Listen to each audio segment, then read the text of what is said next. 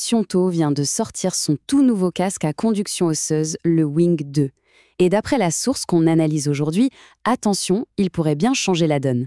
Allez, on décortique ça ensemble pour voir si la promesse est tenue. C'est le grand dilemme que connaissent bien les coureurs et les cyclistes. Comment on fait pour écouter sa musique ou son podcast préféré sans s'isoler complètement, sans se couper des bruits de la circulation ou même d'un autre sportif qui arrive juste derrière? C'est une vraie question de sécurité. Et la solution technique pour ça, c'est la conduction osseuse.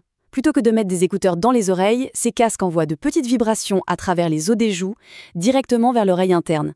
Résultat, on entend parfaitement sa musique, mais on reste aussi connecté à tout ce qui se passe autour. Et c'est justement sur ce marché que Suunto, qu'on connaît surtout pour ses montres de sport, débarque avec son Wing 2. Voyons un peu ce qui le rend si particulier d'après le test. Alors là, le testeur n'y va pas par quatre chemins. Cette phrase, elle donne le ton. On comprend tout de suite que pour lui, qui a testé plein de modèles, il y a vraiment un avant et un après le Wing 2. Bon, parlons argent. Le casque est affiché à 169 €. Oui, c'est un certain budget, on est sur du haut de gamme. Mais on va voir que la marque finlandaise a de sacrés arguments pour justifier ce prix. Et voilà le premier argument qui frappe fort. Non seulement il apporte de vraies innovations, mais en plus, Suunto a réussi le tour de force de baisser le prix de 20 € par rapport à la première version. C'est quand même assez rare pour être souligné. Pour les athlètes d'endurance, le look c'est bien, mais ce qui compte vraiment, c'est la performance. Alors regardons maintenant ce que ce casque a dans le ventre sur le terrain. En gros, le Wing 2 s'est amélioré sur 4 points essentiels. Chacun répond à un besoin très concret des sportifs. L'autonomie, la qualité du son, le maintien pendant l'effort et bien sûr le côté pratique.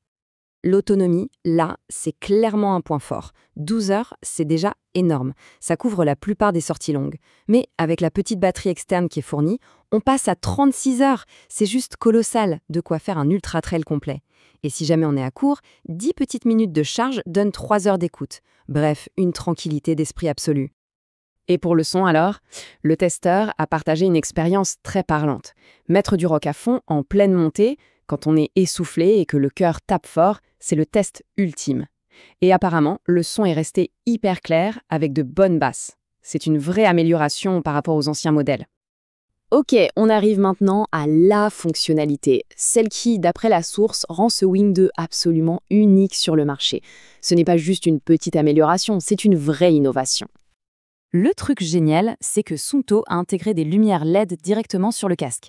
Ils ont tout simplement transformé un appareil pour écouter de la musique en un équipement de sécurité active. L'idée est juste brillante. Alors, comment ça marche concrètement? Il y a 2 modes principaux. Le premier, super malin pour le vélo, utilise les mouvements de la tête comme des clignotants.